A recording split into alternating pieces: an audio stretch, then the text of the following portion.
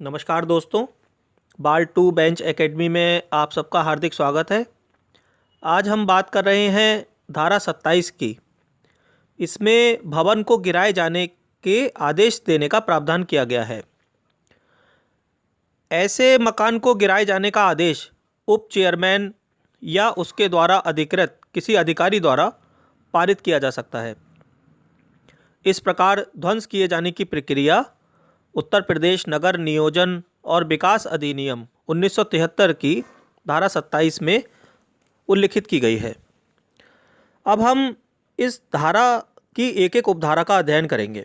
धारा 27 की उपधारा 1 के अनुसार जहां कोई विकास महायोजना अथवा क्षेत्रीय विकास योजना के उल्लंघन में या फिर धारा 14 के अंतर्गत विनिर्दिष्ट अनुमति, अनुमोदन अथवा अनुशास्ति के बिना अथवा किसी शर्त के उल्लंघन में जिसके अधीन ऐसी अनुमति, अनुमोदन प्रदान किया गया हो, विकास क्षेत्र के संबंध में प्रारंभ किया गया हो, तो उप चेयरमैन अथवा उसके द्वारा सशक्त प्राधिकरण का कोई भी अधिकारी आदेश कर सकता है कि अनधिकृत विकास या निर्माण कार्य को आदेश की प्रतिलिपि प्राप्त होने की तिथि से कम 15 दिन और अधिकतम 40 दिन के भीतर हटा लिया जाए। और यदि अनधिकृत विकास या निर्माण कार्य को हटा लेने में व्यक्ति असफल रहता है, तब विकास प्राधिकरण ऐसे विकास या निर्माण कार्य को हटा सकेगा।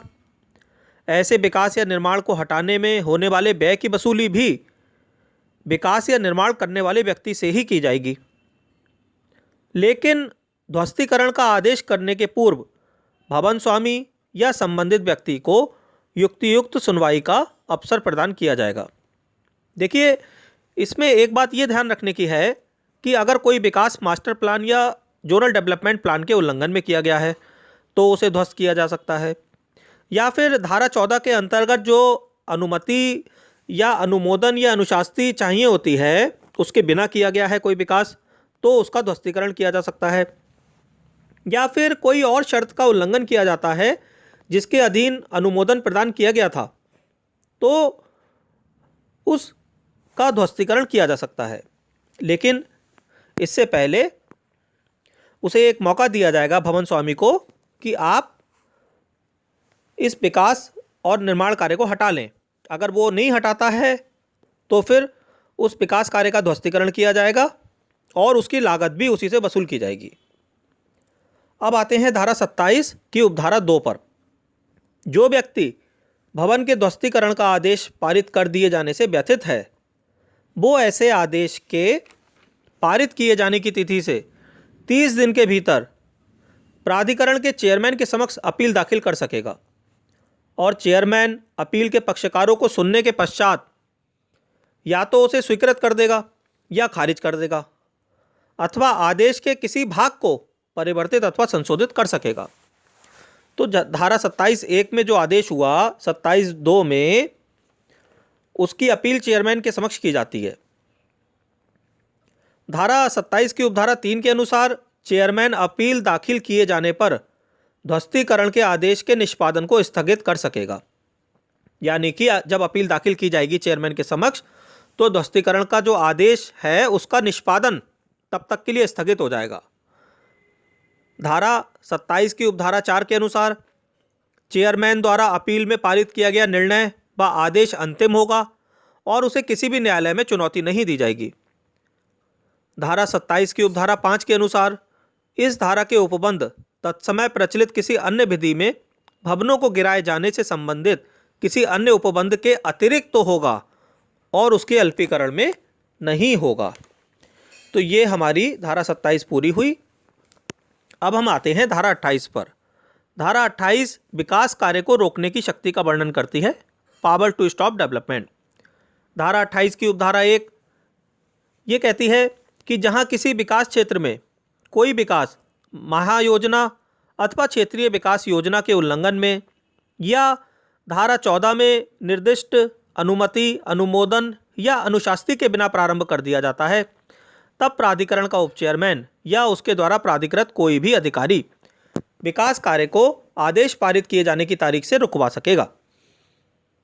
देखिए दोस्तों, सब जगह वही बात है कि अगर कोई विकास कार्य मास्टर प्लान या जोनल डेवलपमेंट प्लान के उल्लंघन में किया जाता है या फिर धारा 14 में जो अनुमति प्राप्त करनी चाहिए उसके बगैर किया जाता है, तो प्राधिकरण उनके खिलाफ एक्शन लेते हैं।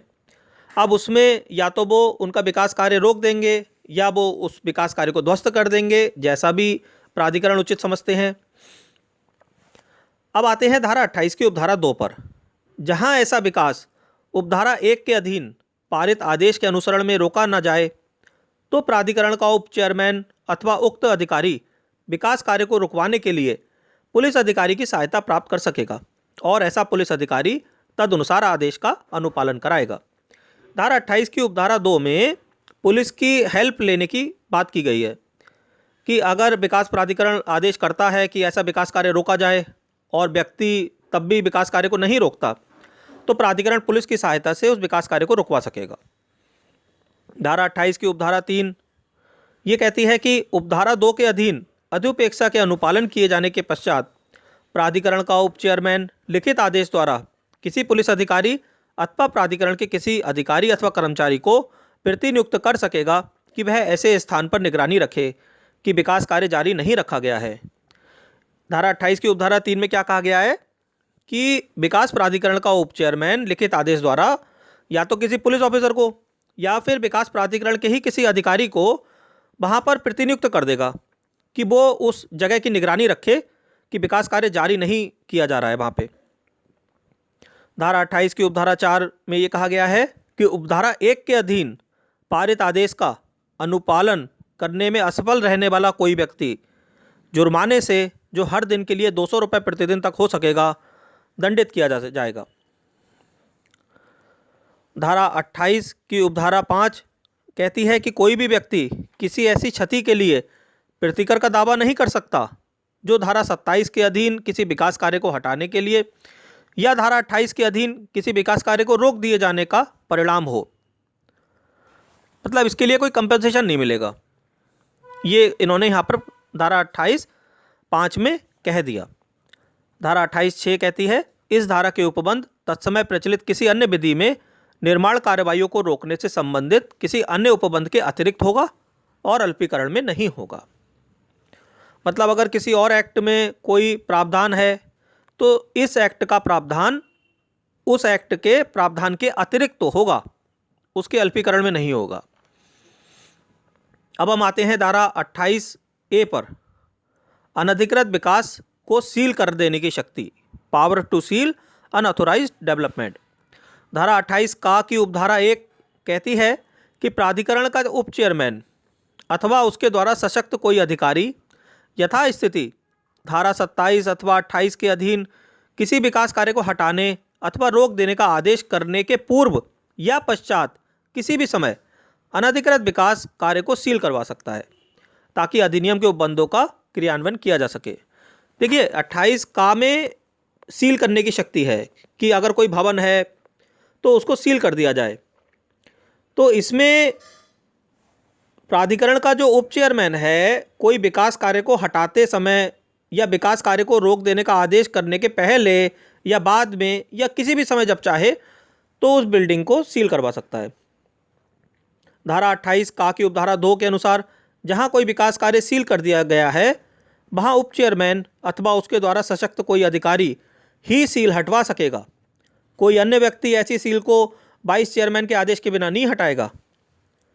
इसके बाद धारा 28 का की उपधारा 4 ये कहती है कि उपधारा 1 अथवा उपधारा 2 के अधीन पारित किसी आदेश से क्षुब्ध कोई व्यक्ति उस आदेश के विरुद्ध उसके पारित किए जाने के दिनांक से 30 दिन के भीतर चेयरमैन के समक्ष अपील कर सकेगा और चेयरमैन अपील के पक्षकारों को सुनने के पश्चात अपील को या तो स्वीकृत कर सकेगा या पारित कर सकेगा। और धारा 28 का की उपधारा 5 के अनुसार चेयरमैन का निर्णय अंतिम होगा। अब इसमें क्या है कि अगर कोई व्यक्ति उपधारा 1 या उपधारा 2 के अधीन आदेश से व्यतीत है कि साहब हमारी बिल्डिंग को जो सील किया गया वो गलत है, तो वह चेयरमैन के समक्ष अपील कर सकेगा और चेयरमैन उस अपील को सुनेंगे और उसे या तो स्वीकृत कर देंगे या फिर अपना आदेश जो भी होगा वो पारित कर देंगे और उनका वो निर्णय अंतिम होगा। जो भी वो निर्णय देंगे। इस एक्ट में ये ध्यान रखने की बात है कि मोस्टली जो अपील की जाती है वो चेयरमैन को की जाती है। उसमें आपको टाइम का ध्यान रखना पड़ेगा कि कितने कितने दिनों के भीतर चेयरमैन को किस किस सेक्शन में अपील की जाती है। और इसमें मोस्टली चेयरमैन का निर्णय जो होता है वो अंतिम होता है। इस प्रकार मैं आशा करता हूं कि आपको आज का वीडियो भी अच्छा लगा होगा। अगर आपको मेरा वीडियो पसंद आया तो कृपया करके मेरे चैनल को सब्सक्राइब करें और वीडियो को लाइक करें तथा इस वीडियो को अधिक से अधिक शेयर करें ताकि ये और भी विधि के विद्यार्थियों तक पहुंच सके। धन्यवाद।